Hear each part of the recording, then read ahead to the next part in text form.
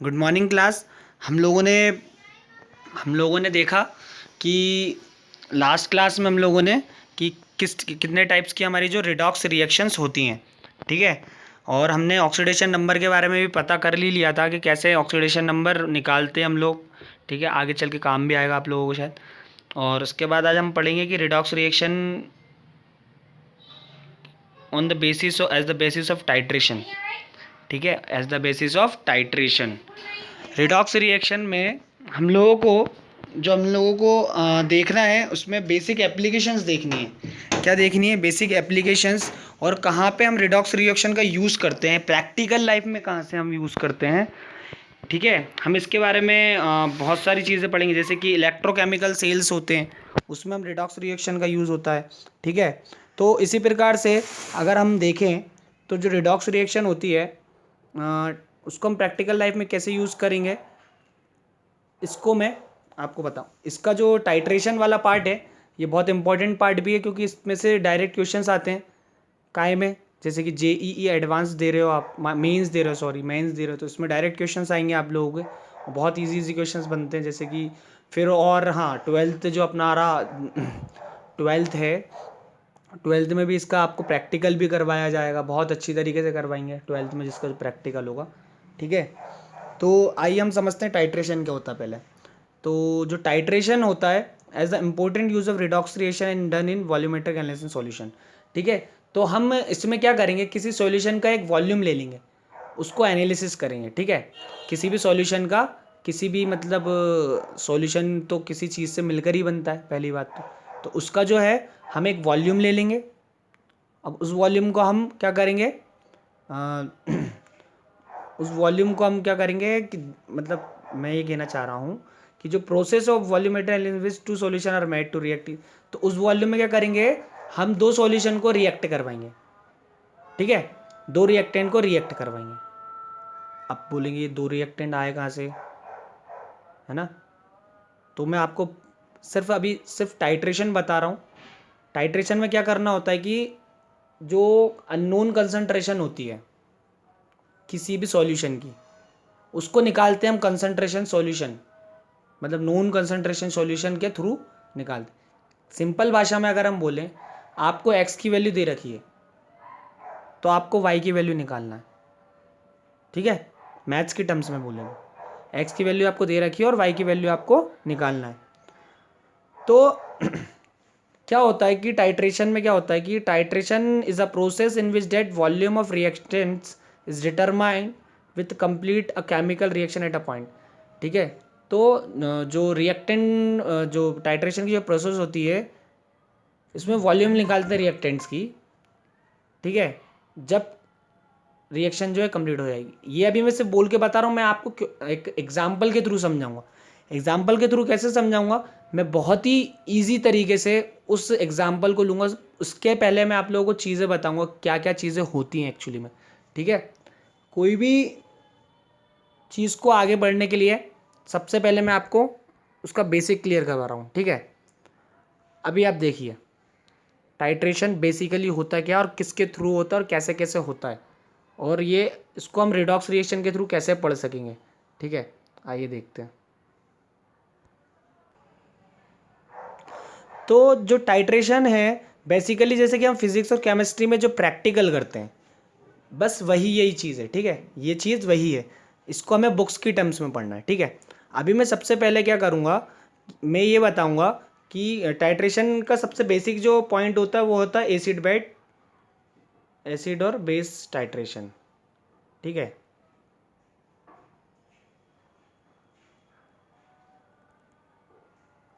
या redox reaction ये chapter add के पोर्शन में नहीं है, सिर्फ समझाने के लिए बता रहा हूँ। एसिड और बेस टाइट्रेशन होता है, ठीक है। तो एसिड और बेस से समझ में आता है, एक होगा एसिड और एक होगा बेस। आप लोगों को पता है क्या एसिड होता है और क्या बेस होता है? अगर नहीं पता है तो एक बार आप वीडियो देखिएगा, लेकिन मैं थोड़ा सा आपको बता देता हूँ, ठीक है। एसिड क्या होता है और बेस क्या होता है। तो एसिड जो H+ आयन डोनेट करते हैं, और बेस जो OH आयन गेन कर ले, ठीक है। OH- आयन, जो भी चीज़ जो भी रिएक्टेंट, ठीक है, ओ एच माइनस दे दे वो बेस होता है, और जो H प्लस दे दे वो एसिड होता है। जैसे कि मैं बात करता हूँ NaOH की, NaOH की, तो इसके पास काय का आयन है, OH है, तो ये हो जाएगा भैया बेस। ठीक है, अब मैं बात करता हूँ HCl की। ठीक है, तो Cl माइनस प्लस, ये प्लस का ये माइनस का, तो जो H प्लस दे देगा ये H प्लस मतलब टूटेगा जब, कहने का मतलब देने का मतलब जैसे NaOH है, तो अगर Na टूटेगा तो Na प्लस बनाएगा और OH माइनस बनाएगा, तो इसके पास क्षमता है कि ये OH दे सकता है, तो ये क्या हो जाएगा, हमारा बेस हो जाएगा। ठीक है, और HCl की बात करूँ मैं, तो क्या होगा जब टूटेगा तो क्या बनेगा, H प्लस Cl बनेगा, H प्लस और Cl, तो ये H प्लस दे सकता है, तो ये क्या हो जाएगा, एसिड हो जाएगा हमारा। ठीक है, तो मैंने बता दी एसिड क्या होता है और बेस क्या होता है। आप सिंपली बात करता हूँ मैं अपने टाइट्रेशन की। ठीक है, अब मैं ये बोल रहा हूँ कि HCl प्लस, ठीक है, NaOH, मैंने एक एसिड ले लिया, मैंने एक बेस ले लिया। ठीक है, अब मैंने एक एसिड ले लिया और एक बेस ले लिया, तो ये क्या बनाएगा, सबसे पहले ये प्लस का होता है एसिड, H प्लस होता है, ये N प्लस होता है, OH माइनस होता है और ये Cl माइनस होता है। अब मैं बात करता हूँ कि प्रोडक्ट बनेगा कैसे। H प्लस से OH जुड़ जाएगा क्योंकि ये माइनस का और ये प्लस का। ठीक है, तो यहाँ पे बनेगा पहले तो H2O, है ना, 2H हो जाएंगे ना, HH और O। ठीक है, अब बचा क्या हमारा, एक Cl माइनस और एक Na प्लस, तो प्लस माइनस जुड़ जाएंगे तो NaCl बनेगा। ठीक है, अब कुल मिला के मुझे ये पता होता है किसी भी इक्वेशन में, अब मैं इसको वापस लिख देता हूँ इक्वेशन को, थोड़ा सा स्टॉक कम करता हूँ, HCl प्लस NaOH क्या बनेगा हमारा, क्या बनेगा NaCl प्लस H2O। ठीक है, तो क्या होता है कि इतना HCl लूँगा और इतना NaOH लूँगा, तब जाके मुझे इतना NaCl मिलेगा और इतना H2O मिलेगा। समझ में आ रहा है, मेरा कहने का मतलब है कभी भी कोई रिएक्शन होती है, मैं आपको पहले भी बता चुका हूँ, जितना पार्ट यहाँ पे लोगे और इतना पार्ट यहाँ पे मिलाओगे, इन दोनों को कंबाइन करोगे, उतना ही पार्ट आपको यहाँ मिलेगा। मतलब अगर इन दोनों का वज़न 1 किलोग्राम है, मैं बता रहा हूँ, होता नहीं, तो यहाँ जो प्रोडक्ट बनेगा उसका भी 1 किलोग्राम होगा। ठीक है, इसको बोलते हैं हम conservation of mass of reaction. ठीक है, law of conservation of mass of reaction. ठीक है, मतलब इसमें जो मास होगा वो कंजर्व रहेगा, बदलेगा नहीं। इसका मतलब ये नहीं कि 1 किलोग्राम यहाँ लिया तो आपको यहाँ पे 2 किलोग्राम मिल रहा है, हो ही नहीं सकता। ठीक है, इसलिए मैं बता रहा हूँ कि जो NaOH है, अब सपोज करो, मैं बताना क्या चाह रहा हूँ एक्चुअली में, 1 मोल ऑफ HCl लिया, जो प्रोडक्ट में जैसे अपन यहाँ 2 लिखते हैं ना, इसको मोल बोल सकते हैं आप। ठीक है, क्या बोल सकते हो, मोल बोल सकते हो। तो 1 मोल ऑफ HCl लूँगा और 1 मोल ऑफ NaOH लूँगा। ठीक है, NaOH लूँगा, तब जाके मुझे इतना मोल ऑफ NaCl मिलेगा और इतना मोल ऑफ H2O मिलेगा। ठीक है, अब मैं बताना क्यों चाह रहा हूँ, ठीक है,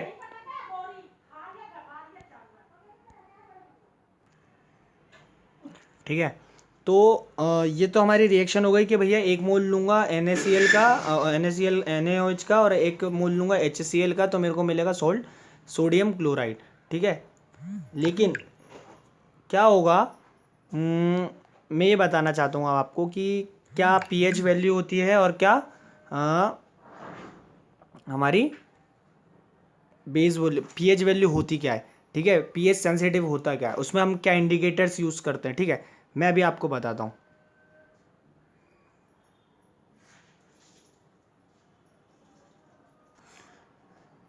तो बचपन में आप लोगों ने 10th क्लास में पढ़ा होगा कि लिटमस कुछ चीज़ होती है, लिटमस पेपर होता है, उसको हम सोप पे रखते हैं तो वो ब्लू टर्न हो जाता है। ठीक है, हल्दी है तो सपोज़ करो उसको अपन पानी में डालते तो वो रेड में टर्न हो जाती है। ठीक है, तो ये होते हैं इंडिकेटर्स। ठीक है, जिससे हमें कलर का पता चल सके। ठीक है, तो रेड, अगर कोई एसिडिक होता है तो रेड में कन्वर्ट हो जाता है, कोई बेसिक होता है तो वो ब्लू में कन्वर्ट हो जाता है ना।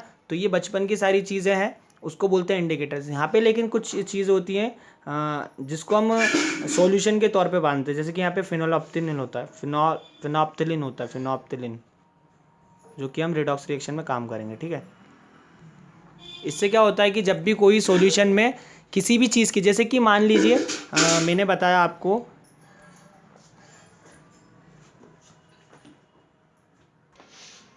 मान लीजिए मैंने बताया आपको कि अम, जो मैंने NaCl और HCl वाला एग्जांपल लिया था, एक एसिड है और एक बेस है, ठीक है। तो मैं जो सॉल्यूशन बनाऊंगा तो मैं क्या करूंगा, HCl के साथ इस फिनोल्फ्थेलिन को मिला दूंगा, ठीक है। इस फिनोल्फ्थेलिन को मिला दूंगा जो कि इंडिकेटर है, ठीक है, जो कि एक इंडिकेटर है। इंडिकेटर को मैं आप एक और तरीके से बता सकता हूँ, जैसे कि अपन वो रेड वेट पड़ती है तो अपन क्या करते हैं, नोट में एक ऐसा कोई सा वो लगा देते हैं, क्या बोलते हैं, पाउडर टाइप का, ठीक है। फिर उसको हम पानी में डलवाते हैं, पानी में डलवाते हो तो नीला नीला हो जाता है हाथ, कि पता चल सके कि चोरी आपने ही की थी। वही इंडिकेटर होता है, ठीक है। जो पाउडर रहता है ना, वही एक इंडिकेटर होता है, ठीक है। तो मैं आपको ये समझाना चाह रहा हूँ, मैं आपको ये समझाना चाह रहा हूँ कि मैंने उच्च HCl में क्या करा, फिनोप्थेलिन को मिला दिया, ठीक है, एसिड में फिनोप्थेलिन को मिला दिया। और जो मेरा बेस था NaOH, ठीक है, NaOH, उसको मैंने 10 ml ले लिया, मतलब यहाँ पे 10 ml मैंने क्या ले लिया, NaOH ले लिया। काय में ले लिया, एक ब्यूरेट टाइप का ऐसा टूल होता है, उसमें ले लिया, जिसमें हमने 10 ml NaOH भर लिया।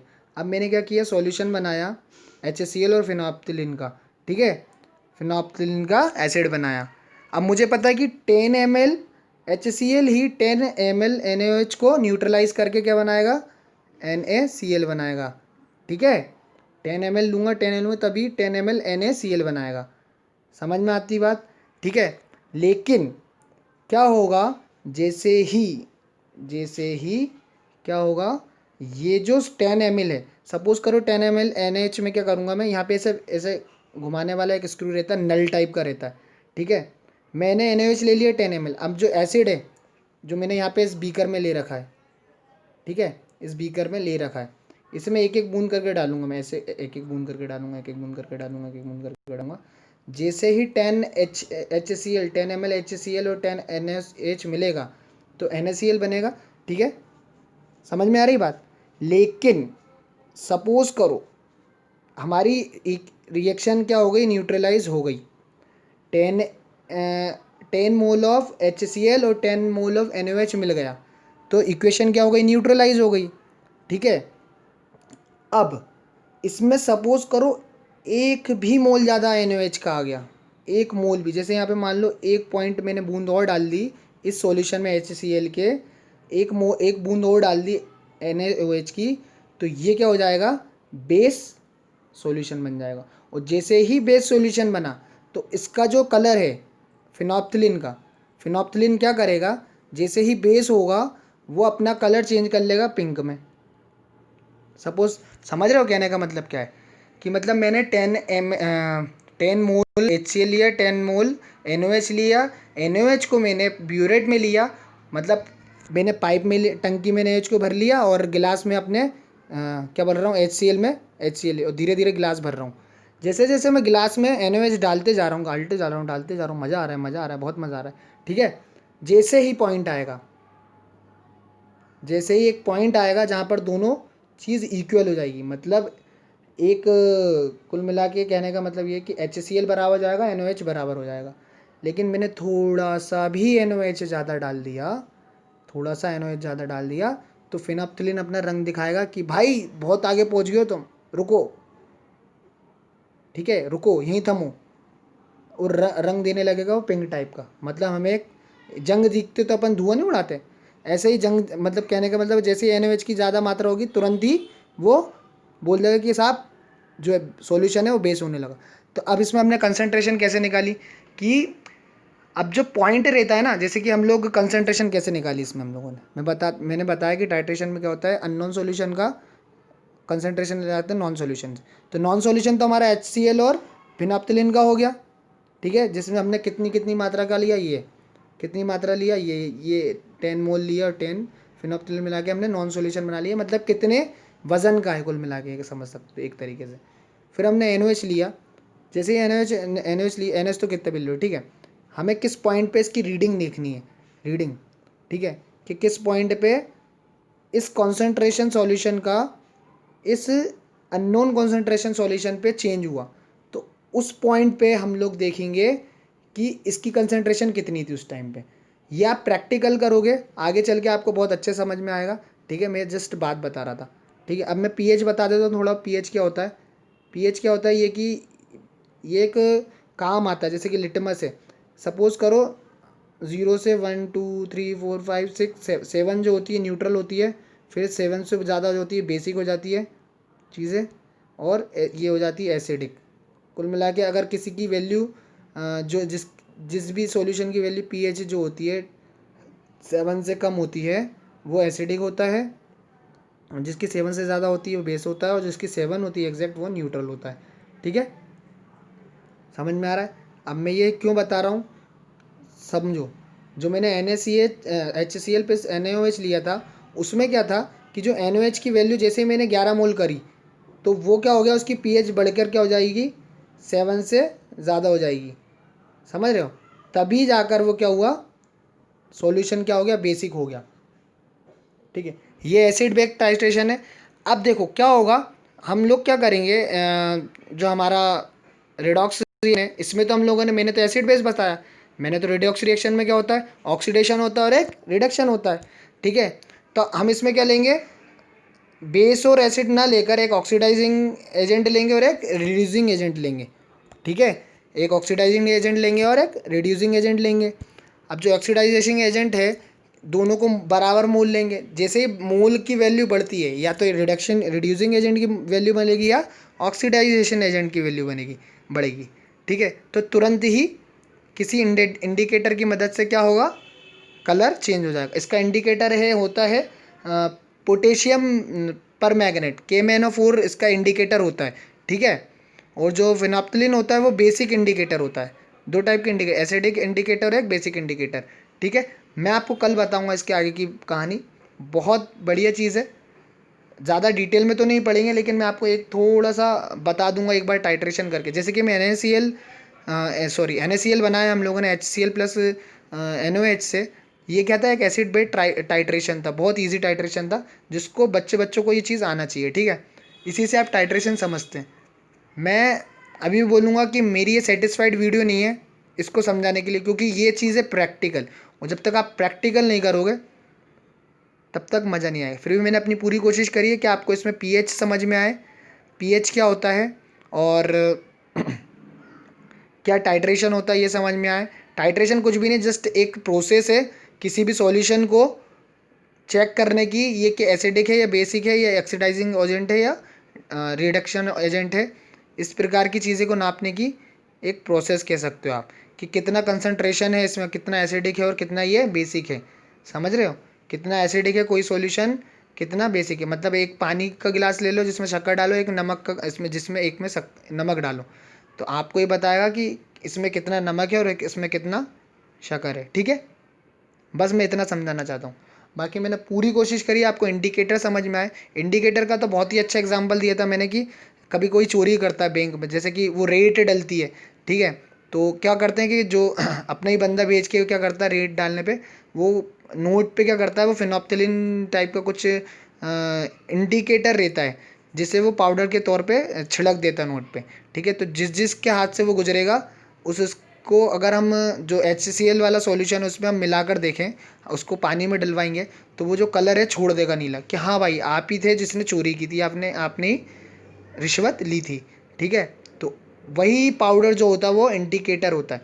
जैसे ही NaOH की वैल्यू बढ़ेगी, वैसे ही क्या होगा, हमारा कलर चेंज होने लगेगा, ठीक है।